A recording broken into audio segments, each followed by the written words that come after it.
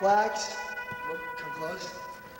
Yeah, come close. You're now looking at the plaques of the 80s, the plaques that the Kalina name will stay on forever in the social hall, or at least until it falls. Could be soon. 1982, Gray Upper Seniors won the game, lost the war. It is Jared Kalina, the third name from the top. Pass 83, go to 84. You got me brought up, Gray Upper Senior, 85. I'm not to 85 yet, Jeremy. I'm looking for your name there, and there it is. There it is. 85, Gray Upper Senior Chief, bottom right. Gray Upper Senior Chief. Jeremy Kalina. Yeah. Fine. Then I was a CIT. Then 1987, second booster, first time on the plaque. There it is, bottom right. 1988 on the left. I was first booster. 89, which is not there. Seth and I were double assisted. And 90, Dream More. Enough said. What's the first year? Reporting to you from Equinox tonight, Ked Topple and Ted Koppel, interviewing the two chiefs of Color War 1990, Seth Davis and Jeremy Kalina. Ked? All right, let's be serious. Be more serious. You don't think this is serious, It's Jeremy? good, it's good. Are you on? Okay. I'm not on yet because I didn't want to have that on my tape. I don't blame you. It's good. You Okay. keep this going. Yeah. Now, Lanny's going All to right, start. I'll start. I had this shirt again. All right, here we are on the evening after the close of the 1990 Color War, and we didn't get to do a Nightline interview last night. So first, let's review the day's events. I guess we ended yesterday with Gray slightly ahead. Is that right? Ended yesterday with Gray ahead by 16 after the upper senior game. Right. Well, let's talk about the upper senior game first. You guys were opposite coaches. I know that you're giving us all this stuff about not really caring and loving each other, but tell me, didn't you both want to beat each other very badly last night? Very badly. Really, Jeremy? I had What was it like teams. being against Seth? It was bizarre. I haven't been against him ever, it seems. I mean, I understand since you were. 84. I understand you were predicting his game plan, and he lived up to the oh, it's expectations. the only thing you can do. I said to the team, if he's half the coach that I think he is, which he was, he's got to press, he's got to cause total chaos because we had the superior players, and if we get into a half-court game, we would pretty much destroy them. So he had quicker players. So I figured he wouldn't let us really get past half-court or set up at least. And he bothered us with the 1-3-1 trap, but when he really went to press, that's why we set up that press break. His press was very effective when we had a couple subs in, but our main guys did well against the press. Seth, now in your practice, I heard you say to the kids, a press is extremely easy to break. All you have to do is pass and look for the open man. Were you impressed with Jeremy's coaching and the way he broke your press in the fourth quarter? Yeah, the team was obviously well coached. Our press was working because Jason's So team was Ross theirs. were out. And what happens is Stephen Ross is very big, but he can play all five positions. He's a terrific ball handler. He sees the floor really well. I mean, the kid had 26 points, but that doesn't surprise me. That's pretty much what I would have predicted for him. In fact, I told Watt that he probably had between 20 and 25. But he hurt us with his passing. And so, they really had the teams, and they played well, so they deserve to win. Okay, you came into this morning having lost the senior game, Seth, and now you're back to being chief after being coach. Tell me what you did to get the kids out of being somewhat upset about losing that game and get them back revved up for the morning's events, and then tell us what happened in the morning. Well, I'm not really sure how upset they were. I think that our upper seniors were really good after the game, which can't really do. I look at Our upper seniors were very good after the game. A lot of times when you lose the game, you worry about kids flying all over the place. And, remember this one, and me. So, but that wasn't the case last night because they basically understood. I think the team understood that we just went up against a better team who was playing really well, and our team was chilling throughout. So I think it was just a question of everyone was really excited this morning because it was very exciting. You come into the third morning, it's a 15-point spread. You come into the afternoon, what was it, 10? it was 20, It was a 20-point spread. So it was just a very exciting color war. So I think that people Actually, before the afternoon start, you lost Gray, the Gray makeup lost hockey That was game, the morning. The morning Red won upper senior hockey.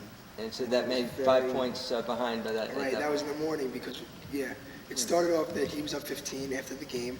We won that quick hockey game to go up 5. Went from there. In the afternoon, though, the insane thing was that had the juniors won the hockey game and they were winning 1-0 with 3 minutes left, obviously his kids came back. Had Red won the junior hockey game, it would have came down to that softball game. Which is one of the great comebacks I've Greatest ever comebacks seen. I've ever seen. But then again, had the kids known that like at that point they kind of knew we were out of it. I don't know. So they were it would losing. have happened exactly the same way. So it's not. I don't want to jump the gun as far as it would have been dramatic. We won color war like that. I mean, we might not have, but either way, I'm glad it finished like that. It went out with a bang. That softball game was unbelievable. I mean, it was obviously a little bit more unbelievable for me than him. But bottom line is, I won the game, he won the war, but I really don't feel like I lost. I cried a little on my father's shoulder. And I said, I'm like, oh, I lost. And he's like, well, Seth won. And I'm like, oh, yeah. So, I don't know. I stopped crying until the final speech. We'll get to that in a second. Seth, I want to ask you, there was one, and you too, Jeremy, there was one turning point morning, I believe, or afternoon, where Gray swept and gained, 100 points in one morning? We won that afternoon. We won the second afternoon by about 8. After the Beckman speech. How much of a factor of that use of the doll and that I can't believe a doll was used in my color war, by the way. It's not your fault. There was a noticeable change in the spirit of the great team right after that Beckman speech.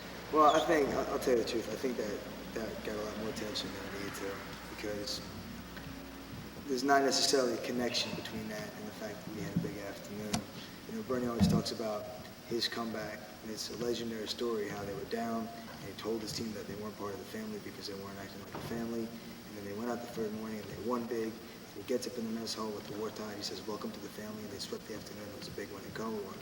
And Bernie even says that it's just so much luck involved in coincidence. I mean, yeah, the kids are riled up, but that doesn't necessarily translate into a win in activities. Well, Joe Gibbs just says it gives you a psychological. Well, I mean, it was good. It made it more fun. It was good timing because the kids, we tried to use what Mark did to our advantage. I thought what he did was very good. It was funny. It was very good. And our kids got mad, and it was something that we could keep referring to try to keep them angry. But I don't think it's necessarily to say that was a turn. You wait your whole life for something, and you lose because of this. Jeremy, what is that, by the way? It's the leg. I believe it's definitely a leg. Well, I'm glad that you've defined what it is at this point in time, because from a distance it doesn't look like a A leg. leg of a doll. It is a doll's leg in his pocket, and he's glad to see you. Thank you. I thought it was an anatomically correct doll. Oh, the delayed reaction. Well, I missed that completely. What? I said I thought it was an anatomically correct For the doll. record, if this is the year like Dan Quayle 2020, would know it's the year 2020, and you're watching this now, wherever you are.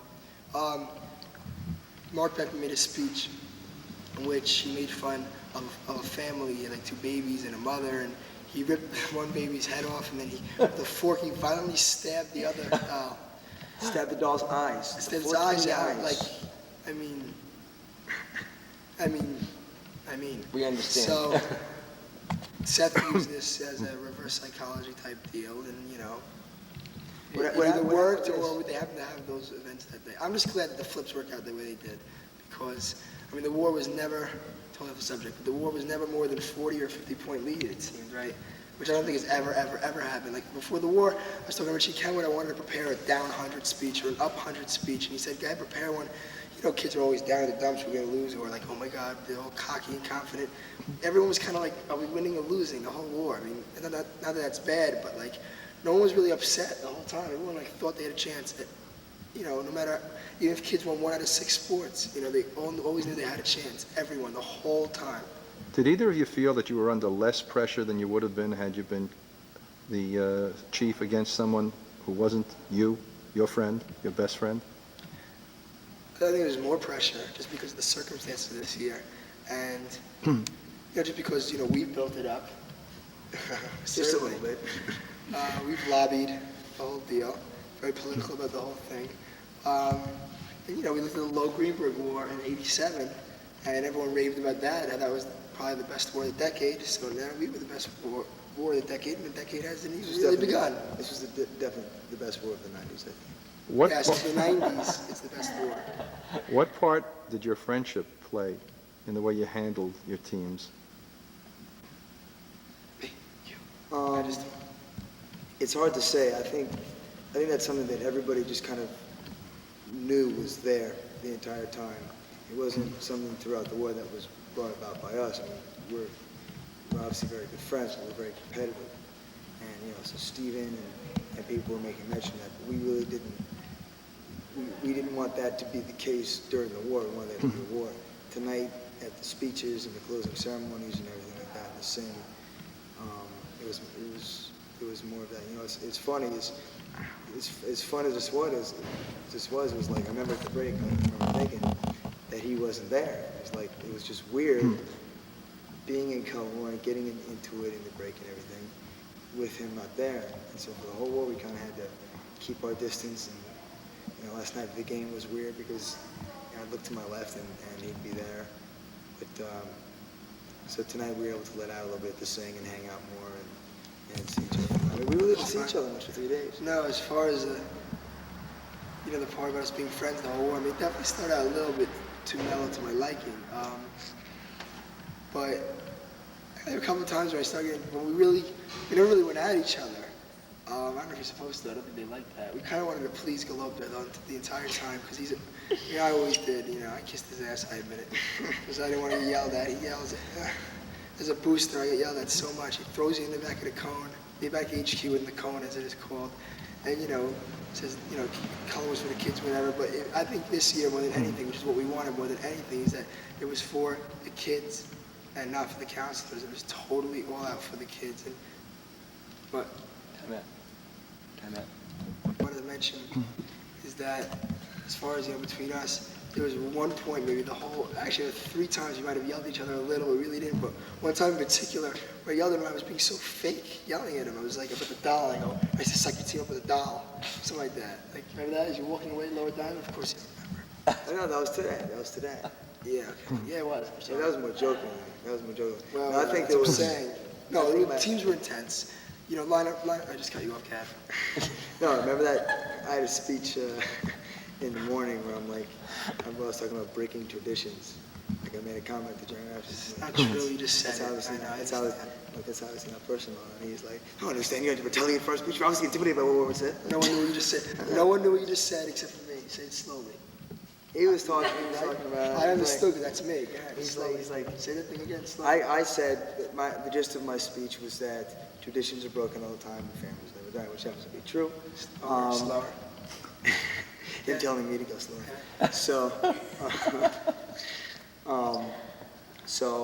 And this was after Keith Wortman talked about how families, once families are gone, they're gone, and traditions never ends. I was basically reversing what he You said. just said the same things, So different so ways. afterwards, I said, I didn't really want to get into a name war because it's silly. I mean, these were 2 really, really good names.